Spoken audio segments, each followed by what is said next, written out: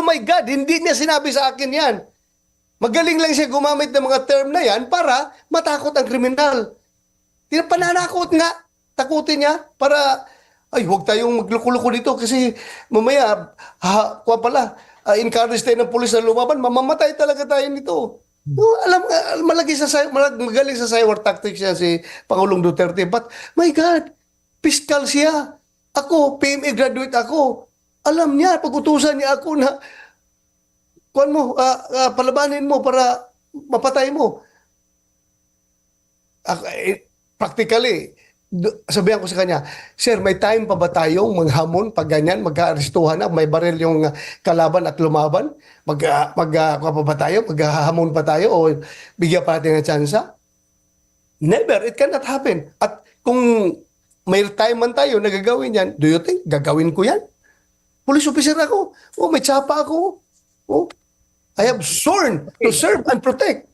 So moving on from this topic, are you saying that in the end, because today you denied being a part of the supposed Davao Death Squad, you can't even confirm the existence of one when you were chief in Davao. 3, you said the president never commanded you, in other words, to do that. What was it then? Is it so what's going on? Ano to? Is it just Cywar? He uses words loosely. Ano to, sir? Ba't siya ganon? Alam mo, kung if you want to, gusto mong kunin yung effect ng kanyang kagalingan, magsaywar. Hindi pa siya nakaupo as president. Hindi pa siya naka-take out by July 1 as president. Ilang libo na ang nakapila sa police station para mag-surrender. That is the cyber effect of President Duterte. Nakapila na mga adik ha, mga puser, nakapila na sa station para mag-surrender. Hindi pa siya nag-take out ha, hindi pa siya naging presidente. That is the cyber effect dahil magaling siya manakot ng tao. And yung sabi mo na I am instructing the police to encourage the criminals to fight it out para mamatay yung police, mamatay yung criminal, that is part of his cyber tactics. Kaya nga, nag-surrender ang marami.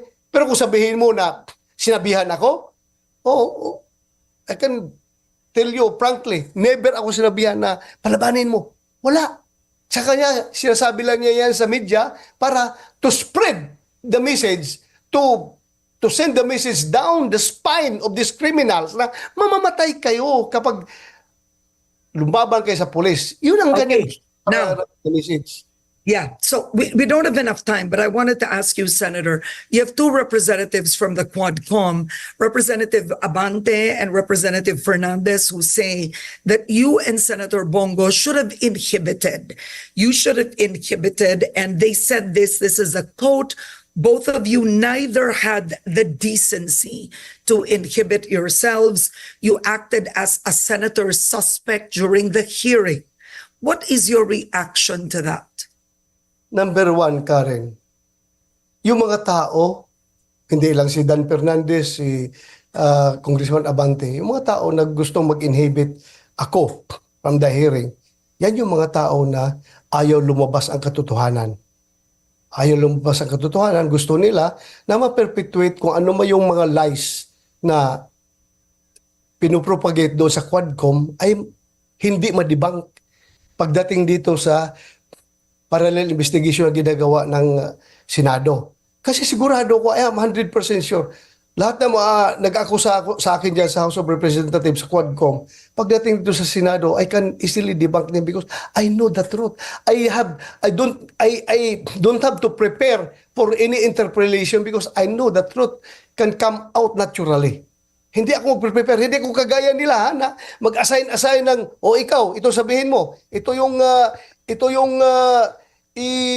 i-confirm ito sinabi ni Garma na ganito. Kasi si Colonel Juan, ito rin ang i-confirm niya. Kasi lahat ng paragraph, may mga pangalan na ng pulis doon na nakasulat kung sinong mag-confirm nito dapat. So yan ang halatang scripted. Kung decency ang pag-uusapan natin, Karen, I think mawala ako ng decency kapag hindi ko ipaglaban ang katotohanan. kung hindi ko palabasin, kung ang pabahayaan ko na lang yung narrative ng mga convicted drug trafficker, yung taga-custom, yung drug lord na si Kero Espinosa, yung drug protector na si Mayor Mabilog na lumayas nung panahon ng war on drugs, at yung si Espinido na gumagawa ng mga kung ano-ano pinagsasabi niya sa Quad Committee. Kung hindi natin ma-counter yan, Karen, mawalan ako ng decency dahil hinayaan ko lang na ang publiko ay mamislead sa kasinungalingan. So that is decency for me. Kung gusto lang ng decency, dapat sila rin magpaka-decente rin sila. Na huwag lang pilitin, huwag nilang influence yung mga resource person nila na magsinungaling because that is a crime. Subornation of perjury yan. You are a congressman and you are So you believe they're Influencing him to influencing, lie. you believe they're influencing the resource persons to lie? But why would Colonel Garma, she was crying in the Quadcom, right? She told the story about a meeting before Duterte took office. She spoke of the reward system in detail. But magsisinungaling yun, sir? Tanungin mo si Garma. Tanungin mo si Garma. So what would be her motivation to lie? Of course, she wouldn't be lying. That's what she would say. But why? Why? Nakita mo nung una, hindi niya inaamin, di ba? But later on, umamin siya at umiiyak pa. So, hindi ba halata na under duress yung tao na nagsasabi doon sa Quadcom? Bakit iiyak ka kung totoo yung sinasabi mo? Bakit parang naiihi ka na natatai ka habang sinasabi mo kuan mo, yung affidavit mo? So ang pananaw nyo, pinilit siyang magsinungaling? Well, you cannot Influensyahan? you cannot remove that from me. Iba yung paningin mo, iba yung paningin ko. Oh, So, but will she be called in the Senate? yes.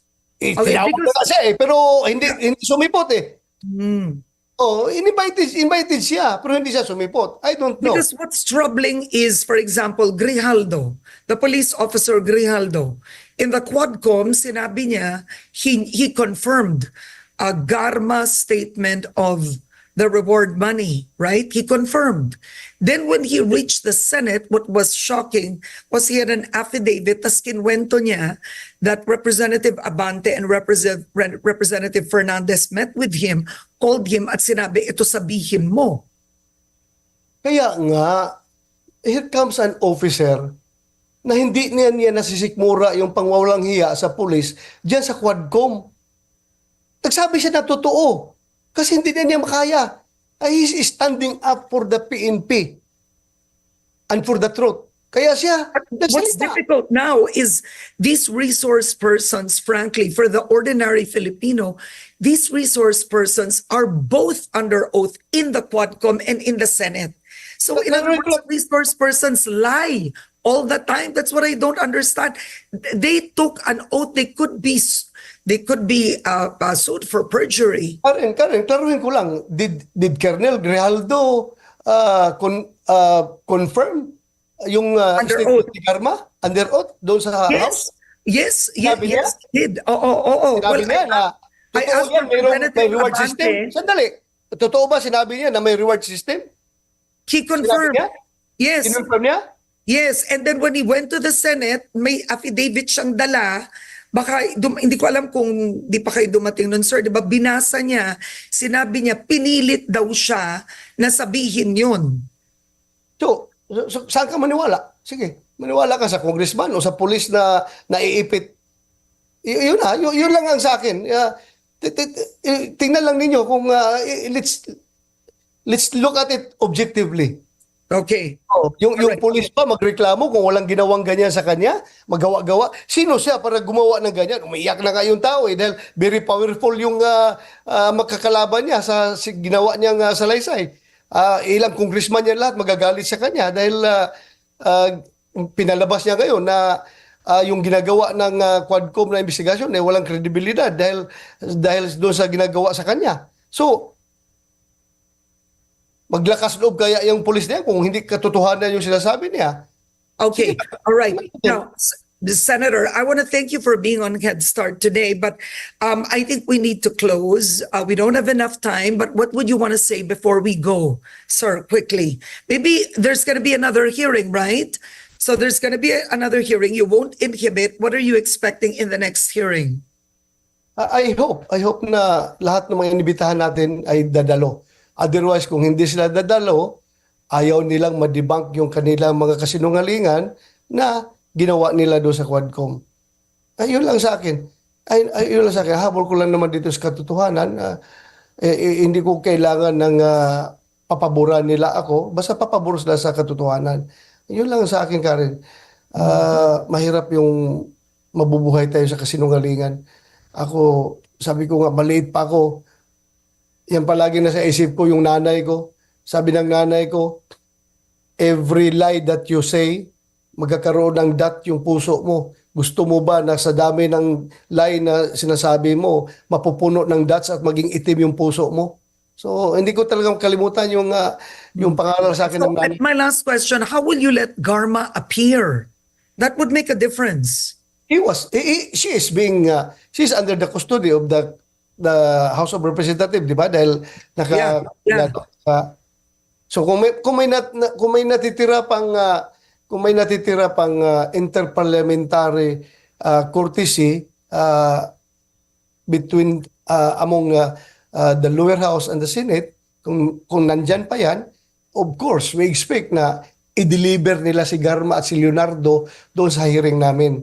Kung may Okay. natitirang interparliamentary courtesy, But the chairperson can ask for that. The Huh? chairperson, right?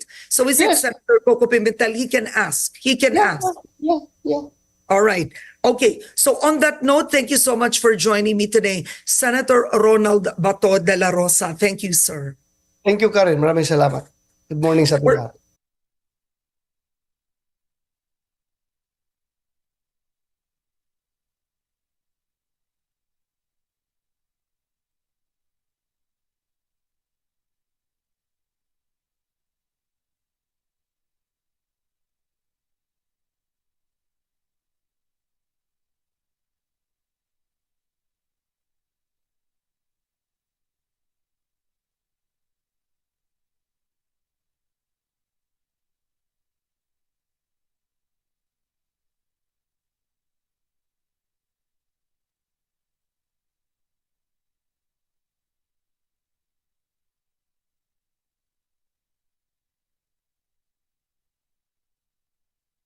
De la Rosa, senador ngayon, he mentioned that dati kang miyembro ng death squad. So let me ask you this first.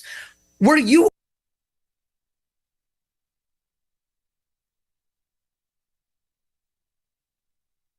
all right? Joining us on Hot Copy this morning, we have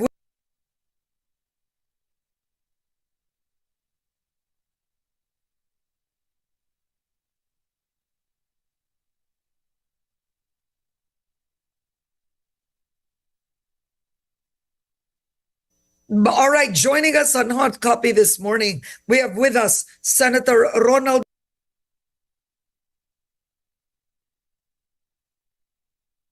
Curious, when the president said, yan si Bato, commander yan ng Davao Death Squad, what was your reaction? You were sitting there. Maawa ako. Shocked? What Maawa were... ako. Alam ko naman yung tao na magaling yan gumamit ng words, magaling magbiro. Kaya dyan na tayo nagka-class ngayon ng ating interpretation. Dahil sa tagal kong kilala yung tao na yan, magaling yan magbiro, magaling yan na mangintriga. Kaya nga niyang pag-intrigahin yung dalawang criminal groups para magpapatayan. Sila maggira-gira dyan dahil magaling mag-intriga yan sa saywar. Magaling sa saywar. Kaya yung sinabi niya, natatawa talaga ako. Dahil how come yung chief of police magiging commander ng death squad?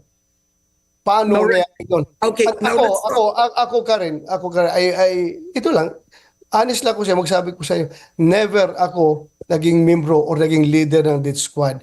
And I just took the words of the former president very lightly. Tinatawanan ko pa nga dahil alam ko nagbibiro siya. Okay, so para sa iyo, biro yun. Now let's go to this, okay?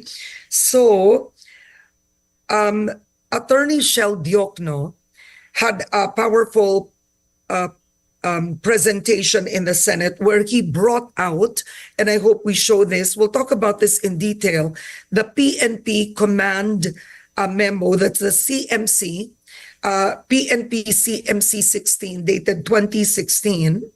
And it was a circular that you signed. And this circular had two things that were quite different. Number one, this command circular used the word mag-neutralize at mag-negate ng suspected illegal drug personalities. Number two, ang utos ay gamitin ang drug list bilang basihan, right? To pursue suspected drug users. Okay, so why did you sign the PNP command circular with the words neutralize and negate when that doesn't exist in police training? Dumaan ka ba ng police training? At Definitely nasabi mo not. hindi- I agree hindi with you. ginamit yan? Definitely not. Definitely not. But the police officers that were interviewed said that neutralize and negate, the ones interviewed said ang ibig sabihin nun ay pinatay or killed. Sino nagsabi? Sige, sino nagsabi? Based on the interviews. O sino nga in-interview? Sino yung interview na yan? Para Well, he did magkaroon present natin. it. But let's go already. Oh. So what Oh. for you is neutralize and negate? Una, klaruhin ko ha, may police na Always in the sun.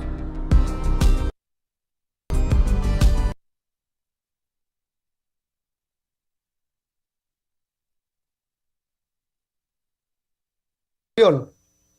Alam ko si General Lasso, yung PDEA, nagsabi doon sa House of Representatives, sa Quadcom.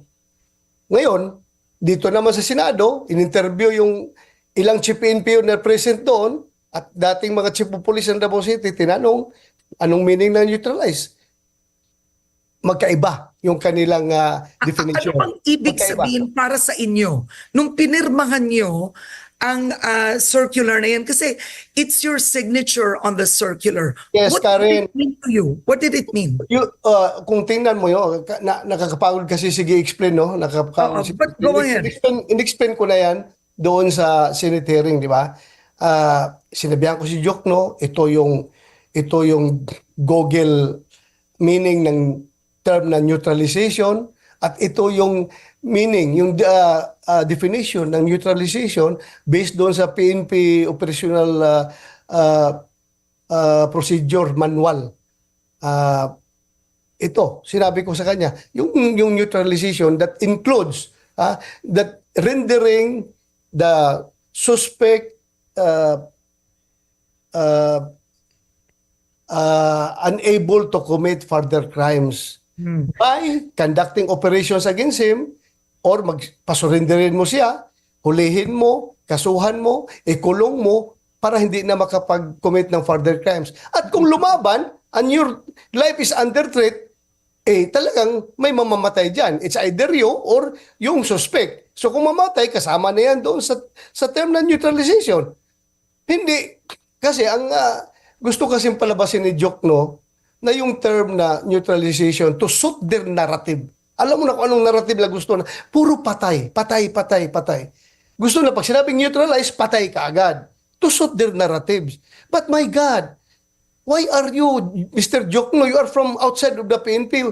Why do we let you, hayaan namin kayong mag-interpret sa term na ginagamit namin, na kami naman dito within the PNP, gumagamit ng term na yan.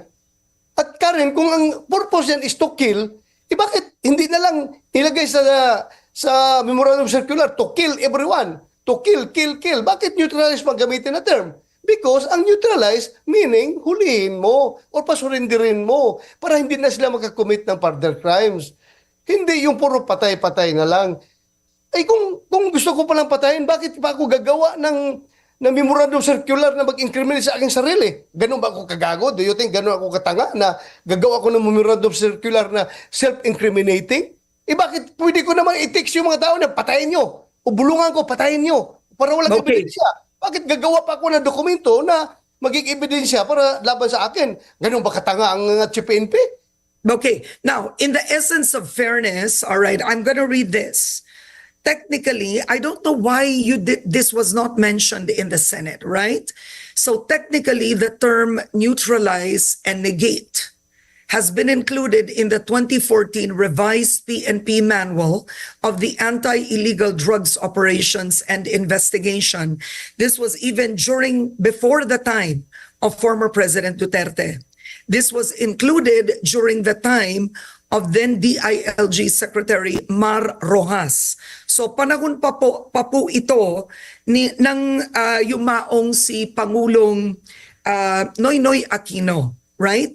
So Justice Carpio said the term neutralized and negation has been included already in the 2014 revised PNP manual. So when you became PNP chief, technically the words